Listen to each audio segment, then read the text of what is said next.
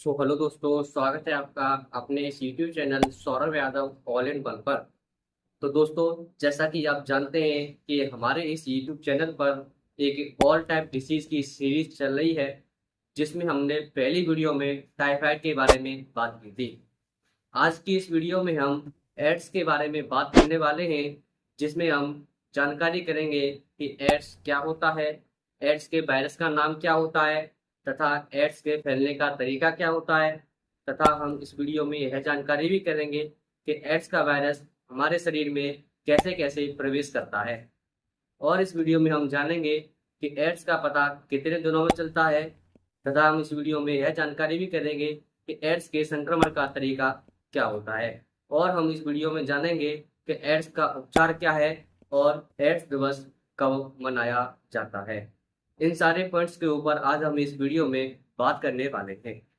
तो दोस्तों, इस वीडियो में हम एड्स के बारे में जो बातें करने वाले हैं, अगर आप इस वीडियो को देख लोगे तो एड्स के बारे में आपको संपूर्ण जानकारी हो जाएगी।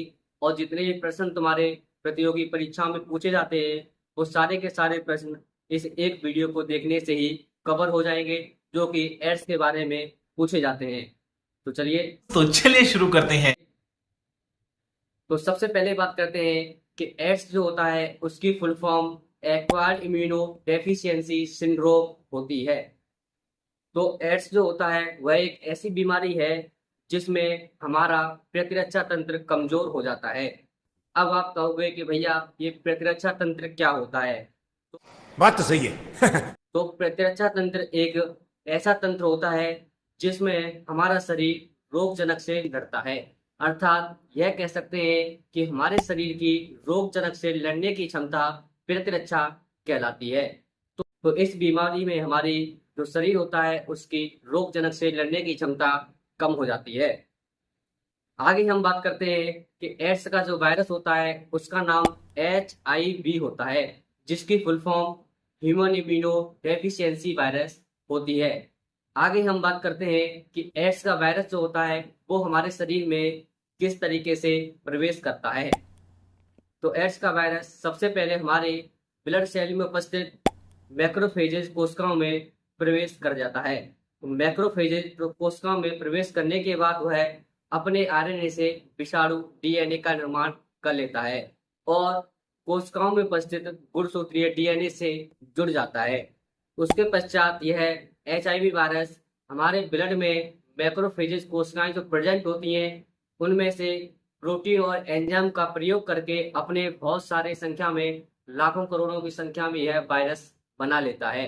और इसी बीच यह ब्लड में उपस्थित टी हेल्पर कोशिकाओं को नष्ट कर देता है। टी हेल्पर कोशिकाओं के नष्ट हो जाने से हमें अवसरवादी रोगजनक भी हानि पहुंचाते हैं। आप कहोगे कि टी हेल्पर कोशिकाएं क्या होती हैं।